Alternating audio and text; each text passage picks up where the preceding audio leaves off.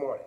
Today is going to be a great day, right? Because we've all been given another day. God blessed us with another day. That is awesomeness right there. But I want to share this story that's been going on for the last 12 hours or so. So yesterday evening, I'm watching television. I'm downstairs watching television, and I'm going back and forth between two shows. I'm watching The Christmas Carol on one channel, and I'm watching The Killing of Jesus on National Geographic. So I'm going back and forth between the shows. I finally decided to go upstairs and kind of call it a night. And I get upstairs, and my wife's watching television. And she's, "Oh, you finally decided to come up?" I'm like, "Yeah." So I was like, but I began to tell her about this Facebook post that I saw yesterday afternoon before I went upstairs. And one of my friends had posted this message, and it went something like this: "The holy infant is so tender and mild." And then he wrote, "What did you marinate it in?" Okay, so it's the Chris. I think it's based on a Christmas song, and we're talking about Jesus. And let's be honest, some of us Christians need to back it up a little bit, take it down a notch. Don't take everything so personally. Just sometimes see a little humor in things. So my Facebook post response was based on a Judgment Day scenario in which my friend would be sitting before the Lord on Judgment Day, and the Lord goes, "So," and I'm blank his name out, "what was that comment about marinating in?" And his response was, "Oh, he was marinated in love and joy and happiness." In a response like that, essentially saying, you know, I'm not making a joke of this, and it's just all okay. And again, some of us Christians need to bag it up a little bit. Don't take everything so personally. So, I'm trying to tell my wife this story, and she's playing around. So she bit me, and I'm like, "Okay, you must need a snack." And I'm like, that's like her sign to say, "Go downstairs, give me a cookie, give me some popcorn, give me something. I need a snack." So I'm like, "Woman, leave me alone. I got to tell you a story." So I go and tell her this thing about Facebook. At some point, I must have fallen asleep, or somewhere between being awake and falling asleep, I felt this bite again. And I'm like, "Oh, she must really want this popcorn." So I look up, and she's asleep. And so I'm like, "Huh, that's interesting," because it felt like I was really being bitten again. I look back, the TV is still on, and we're still on the Killing of Jesus movie. And I'm at the scene where he's hanging on the cross, and you heard him say, "It is finished." And at that point, I was expecting the movie to go into the dark clouds roll in, the earthquake began, but none of that happened. The movie ended. I look up, and she had awakened too, and she's watching it with me. And it was just the way the night ended. I wake up this morning, and I'm thinking about all those people who have those potentially lost souls, those who have fallen away from the church, those who had bad experiences in the church, those who have never or has of yet been introduced to Jesus, that have an opportunity to build their personal relationship with Jesus, and those who are atheists, those who are just, the book is fake, the religion is fake, all that you're doing is fake. So I'm thinking about these different scenarios this morning, and I'm living there. I'm laying there. I'm in bed this morning, and I'm thinking about Jesus, being on the cross, and how God gave His only begotten Son for us, His own child. He gave for us, who took all the sins of the world upon Himself for us, and how we know the scripture where it says Jesus told them, "I am the resurrection and life, and he that believeth in me, though he were dead, shall live," and that no one comes to God except for through Him. So that means there's no in runs around into heaven or to God. It's through Jesus Christ that we get to God. There's not going to be a side door. There's not going to be a back door. It's directly through Jesus Christ that we have a relationship with God. And so I'm thinking about these people this morning who are just, out there on the fringes. And I'm laying in bed this morning, and the Bible talks about those who don't believe in Jesus, or refuses to believe in Jesus. Their end result is hell. And I don't like to try to scare people into believing in Jesus Christ by telling them this end result. But I like to share it with them, right?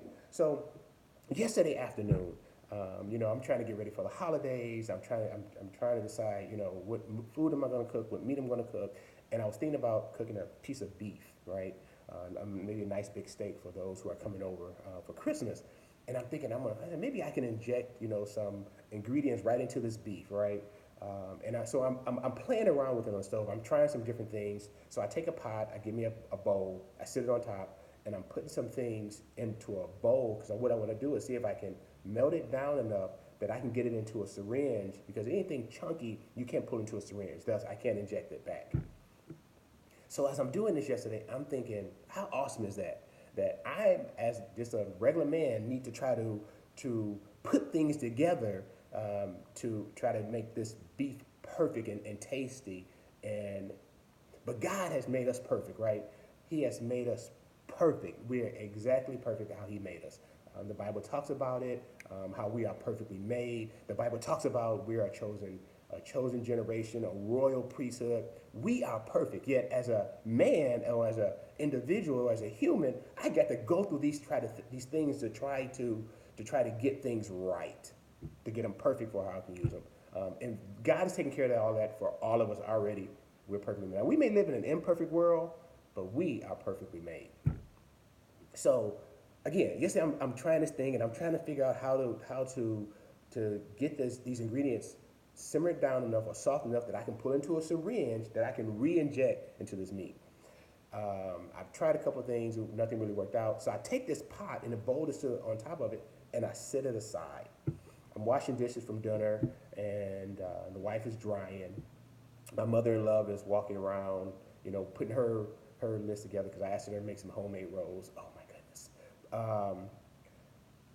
I grabbed that bowl off the top of that pot, and for that few seconds that it was on my hands were just burning. I dropped the thing, and for a good 30 seconds, you can just feel this heat on my hands. And I was thinking about those who are lost souls, and those who reject Jesus Christ, those who continue to live this sinful life, and they're just on this path to destruction, where they will ultimately end up in hell, in the river fire for eternity. And I can imagine, you imagine what it's like to be burned, right? And I didn't get burned. It was just the heat from it on just the palm of my hands. Imagine what that would have to be like if it covered your entire body for eternity. It's not a place I want anyone to ever go. So we, as Christians and we as believers in Jesus Christ, we have an opportunity to try to go out and reach those people I've just mentioned before, the atheists.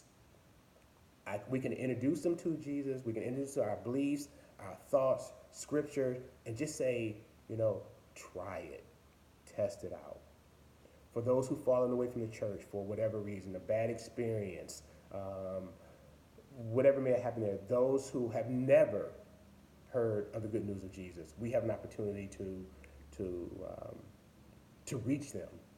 And I'm hoping that this day you do. I mean, we're a couple days short of remembering and celebrating the life of Jesus Christ.